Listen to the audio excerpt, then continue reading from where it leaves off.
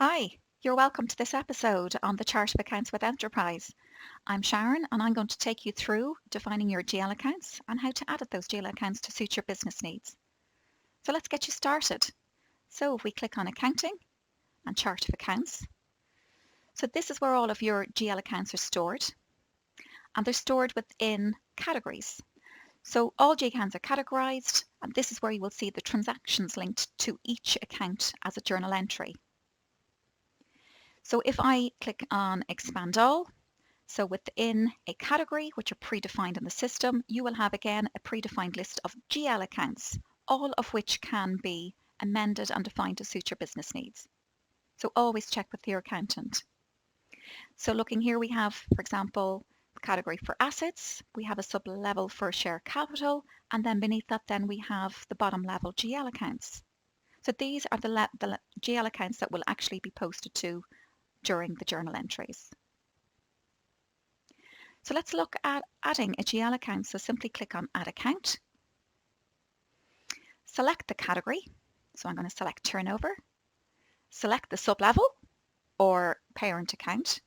If the sub-level that you require does not exist, again, to suit your business needs, click here on the plus sign to add in a new level. Add in your account code. Add in the account name. And select the account type from the drop-down list. Now click on Save. And if we expand on the turnover category, we can see here under the sales revenue sub-level that we have our new GL account for sales 5. So simply then to amend or change a name on any existing GL account to make it suit your needs, very simply come over here to click on Edit on the right hand side. And from here you can change the category, move the level, add an additional level, a parent item, and of course change the name. And click on Save. So it's important to note that GL accounts, which you can see here, cannot actually be removed or deleted from the system. However, if you find as you're posting transactions, you can actually click on this option here, which is Hide Unused Accounts, so that you only actually see accounts that are relevant to you and the postings that have occurred in your organization.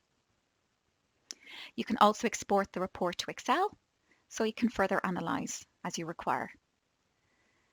So if you require further help, please check out our articles on help.enterprise.com or reach out to our support representatives here on the chat support at the bottom of your screen. And scroll down also, you'll get a quick link here to the Enterprise Help Centre. So thank you for watching and check out the next video on adding journal entries. Thank you.